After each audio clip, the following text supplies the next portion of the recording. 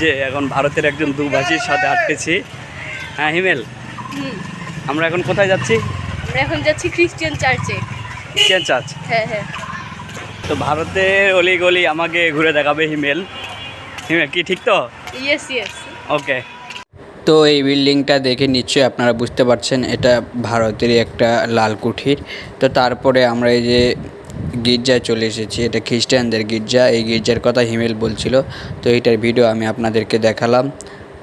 তো এখন আমরা চলে আসলাম, এটা এখন মর্তুজা ইনস্টিটিউট।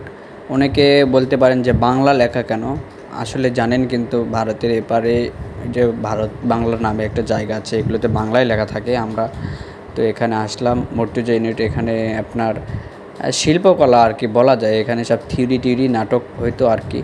সেই মর্তুজা ইনস্টিটিউট, এটা আমি আপনাদেরকে ঘুরে দেখাচ্ছি।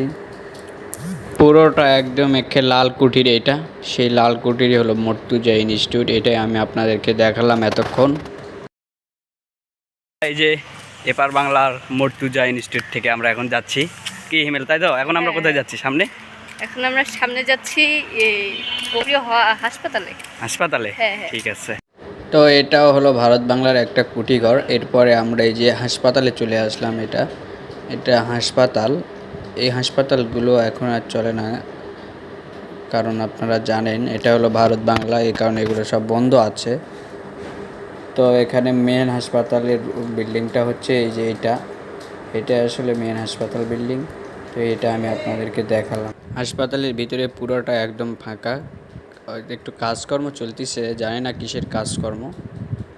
এটা আবার অন্য একটা গির্জা, এটা হাসপাতালের সামনেই অবস্থিত। এই যে দেখতে পাচ্ছেন এটা একটা গির্জা।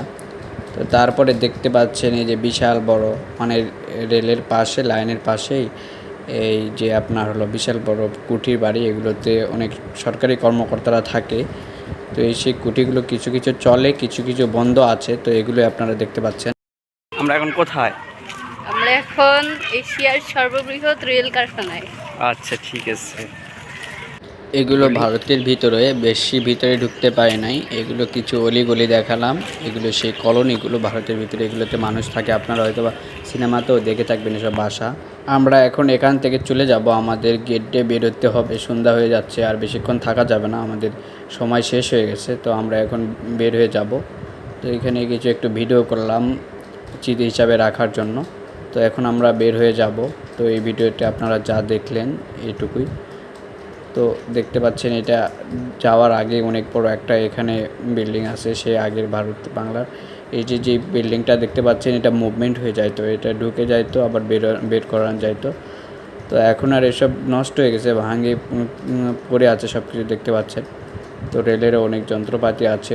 এই পাশটাতে বিশাল বড় একটা নতুন বিল্ডিং আছে, মানে নতুন বলতে এগুলো আগেরই বিল্ডিং। এই বিল্ডিংটা হঠাৎ হয়তো বা রং করছে, করার পর এটা নতুন হয়ে গেছে। দেখতে পাচ্ছেন এই নতুন বিল্ডিংটা, এই বিল্ডিংটাতে হয়তো বা মানুষ বসবাস করে।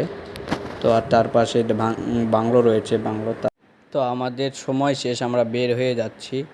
এই যাওয়ার সময় বেশি ভিডিও করা যাচ্ছে না। এখন এই যে ওপার বাংলা থেকে এপার বাংলায় চলে এসেছি। তো হিমেল, আমরা বাংলাদেশে চলে এসেছি না এখন? একদম রেলের লাইন দিয়ে হাঁটতে রেলের লাইন দিয়ে ঢুকছিলাম, রেলের গেট দিয়ে। এখন হাঁটে এই যে আসতেছি, চলে আসছি আমরা বাংলাদেশে। তো গেটে ভিডিও করা নিষেধ ছিল, এই জন্য আমরা ভিডিও করিনি। কি তাই না হিমেল? হ্যাঁ। তাহলে আমরা এখন তো বাংলাদেশে, এখন তো আর আমাদের কোনো ভয় নাই না? তো আমরা পাসপোর্ট ভিসা ছাড়াই চলে গেলাম কিছুক্ষণের জন্য, আধা ঘন্টার জন্য মাত্র।